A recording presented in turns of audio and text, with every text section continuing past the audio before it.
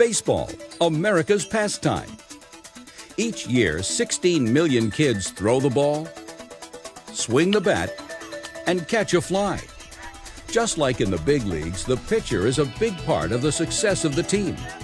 When a pitcher throws a baseball, it involves his whole body, not just the arm. The hand grips the ball, the body weight shifts to the back foot, the arm cocks back, the front leg strides forward, the arm accelerates forward, rotating at the shoulder. The weight transfers to the front leg, hips turn to the plate, and the hand releases the ball. All that happens in less than 1 second. Of the 16 million kids that play ball, 50% of those that pitch have some sort of injury each year. Dr. Carl Nissen of Connecticut Children's Medical Center's Elite Sports Medicine program has seen this firsthand.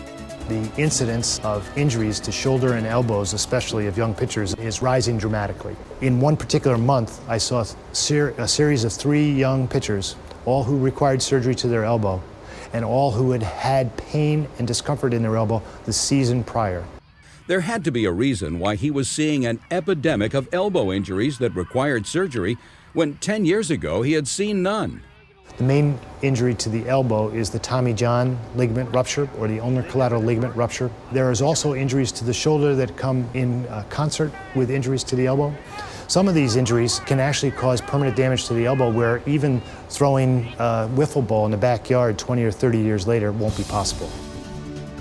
Since there was little scientific evidence to pinpoint the forces at work in a young pitcher's arm when the baseball is thrown, Dr. Nissen, with the help of CCMC's Center for Motion Analysis, conducted a study of young pitchers. One of the unique attributes of elite sports medicine and the Center for Motion Analysis is that we are housed in the same facility. We have interrelationship between the clinicians and the scientists that is very tight and very close. We've been able to come up with not only a protocol for evaluating pitchers' form, but also the actual stress that they place on their body from their toe to their fingertips, trying to understand where the potential risks for injury exist. The center had to modify its equipment and software that usually studies walking problems in children to conduct the Little League Elbow study. Motion sensors attached to the body are tracked by a dozen cameras that translate the results into digital images of a skeleton that can be viewed in 3 dimensions.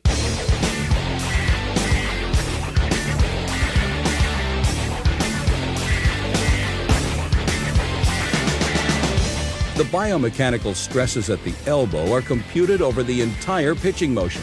The data collected allows the pitching motion to be studied from any angle, revealing the complex series of movements that are too quick to be seen with the naked eye. The variability in their motion is great.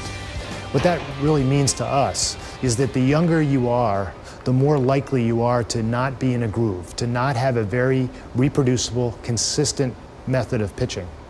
When you don't have a consistent method of pitching, or when you're not in good shape or in good condition for pitching, the risk of injury goes up. There are many myths as to why injuries to the young pitcher are on the rise.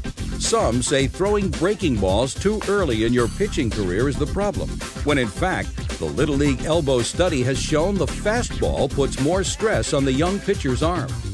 So the type of pitch you throw, scientifically speaking, is not the cause of the injury to the elbow and the shoulder. And the main cause that appears to be relevant right now is the number of pitches you throw each year. The information gathered by Elite Sports Medicine and the Center for Motion Analysis can help young pitchers prevent injuries. Most of the things that we do to reduce injury are simple things. In the off-season, take the time to prepare. Work on your overall body strength and assure that your flexibility is as good as it can be. Good strength in your core puts you in a better athletic position to deliver a ball, deliver a pitch, and minimize the amount of injury or the amount of stress and pressure that you're putting on your shoulder, your elbow, or various joints. The shoulder blade exercises are perhaps the most important single group of exercises in a single group of muscles that need to be strengthened in order to have a pitcher reduce their overall risk of injury. Once you're in decent shape, work on your pitching motion. Let's worry about your mechanics and those types of things as opposed to how fast or how hard you have to throw the baseball to have some success. Make sure we get our hand on the baseball the right way as a youngster and throw the ball properly. The easiest way to throw different pitches is just to use the same mechanics, change the grip a little bit.